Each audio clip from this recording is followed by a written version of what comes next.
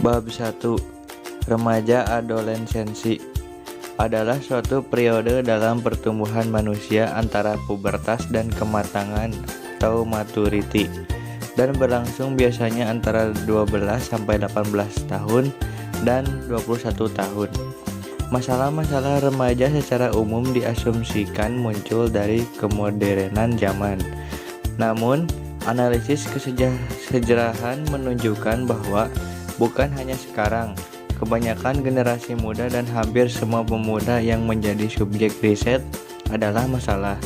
Mereka yang memiliki pemikiran masalah remaja sebagai produk abad 20 pada umumnya mengacu pada fakta bahwa remaja mencapai pubertas lebih dini, dan meski terus menempuh jenjang pendidikan, namun tetap bergantung kepada generasi sebelumnya.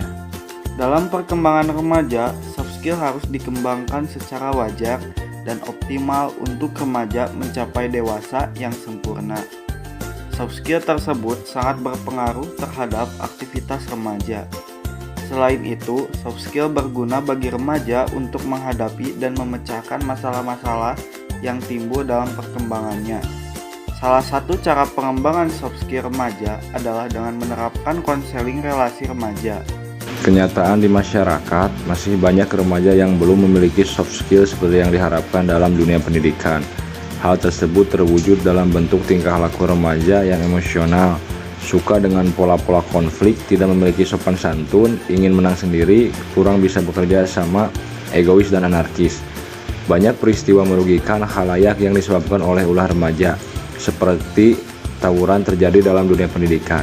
Hal tersebut terjadi disebabkan oleh banyak hal, antara lain kurang keteladanan dari para orang dewasa, mass media yang menyesatkan, tidak tertariknya remaja pada kegiatan-kegiatan kerohanian, dan rendahnya soft skill remaja.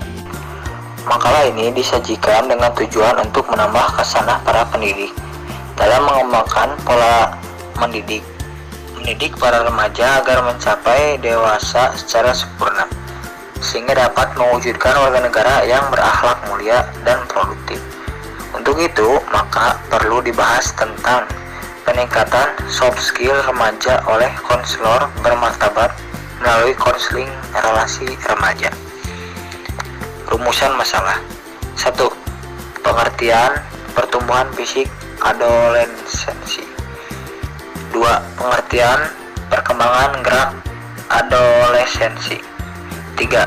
Bagaimana saja aktivitas yang diperlukan adolescensi. Tujuan penulisan makalah. Untuk mengetahui pertumbuhan fisik adolescensi, untuk mengetahui perkembangan gerak adolescensi, untuk mengetahui aktivitas apa saja yang diperlukan adolescensi. Materi yang kedua yaitu perkembangan gerak adolescensi. 1. Perkembangan pada remaja. Perkembangan yang terjadi pada remaja meliputi perkembangan fisik, perubahan emosional, perubahan sosial, perubahan moral, dan perubahan kepribadian menurut Furlong 1999. Perkembangan pada remaja yang pertama adalah fisik pada remaja. Masa remaja, pertumbuhan fisik berlangsung sangat pesat.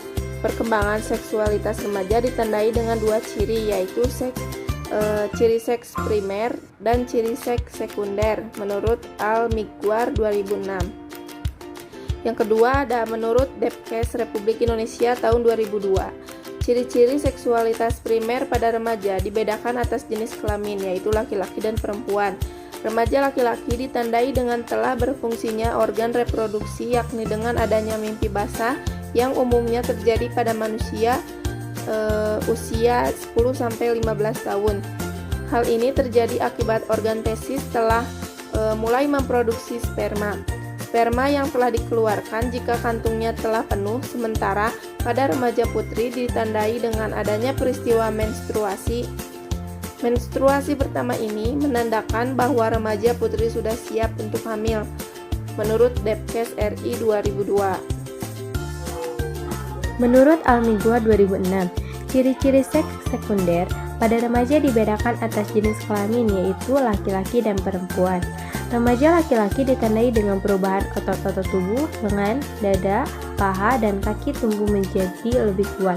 Dan di sekitar daerah alat kelamin, tumbuh rambut yang mulanya hanya sedikit dan halus berwarna terang, lalu menjadi gelap, lebih kasar, dan agak kering. Juga tumbuh bulu pada betis dan dada. Terjadinya perubahan suara yang lebih menggema. Sedangkan pada remaja putri ditandai dengan membesarnya pinggul, buah dada, dan puting susu semakin tampak menonjol. Dan tumbuh rambut di kemaluan, ketiak, dengan lengan, dan kaki serta kulit wajah. Terjadinya perubahan suara dari suara kanak-kanak menjadi suara yang lebih aktif, kulit menjadi lebih kasar, dan pori-pori bertambah besar. Perkembangan pada remaja yang kedua adalah perubahan emosional. Masa remaja dianggap sebagai periode badai dan tekanan, yaitu suatu masa di mana ketegangan emosi meninggi sebagai akibat dari perubahan fisik dan kelenjar. Emosi remaja yang sangat kuat, tidak terkendali, dan tampak irasional pada umumnya dari tahun ke tahun terjadi perbaikan perilaku emosional. Menurut Giselle, remaja seringkali mudah ramah, mudah dirangsang, dan emosinya cenderung meledak, tidak berusaha mengendalikan perasaannya.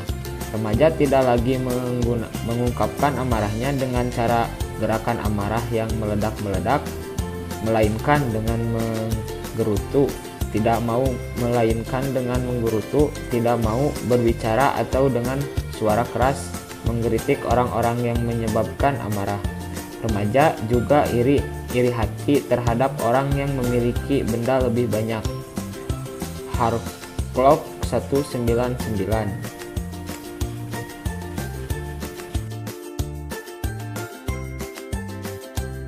Bab 3 kesimpulan, yaitu perubahan internal antara lain meliputi perubahan ukuran alat pencernaan makanan, bertambah besar dan berat jantung dan paru-paru, serta bertambah sempurnanya sistem kelenjar kelamin dan berbagai jaringan tubuh.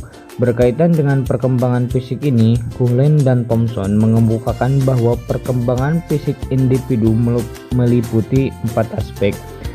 Yang pertama yaitu sistem saraf sangat mempengaruhi perkembangan kecerdasan dan emosi. Otak terdiri atas 100 miliar sel saraf, yaitu sel pada otak yang memproses informasi, dan setiap sel saraf tersebut rata-rata memiliki 3000 koneksi dengan sel-sel saraf yang lainnya. Neuron ini terdiri dari inti sel, nucleus, dan sel bodi yang berfungsi sebagai penyalur aktivitas dari sel saraf yang satu ke sel yang lain. Kerusakan pada cerebellum biasanya menyebabkan gangguan pada kemampuan berjalan atau kelemahan otot pada tungkai dan lengan, dan beberapa gejala lain sebagai pusat otak yang paling tinggi yang meliputi belahan otak kiri dan otak kanan, dan sebagai pengikat syaraf-syaraf yang berhubungan dengannya.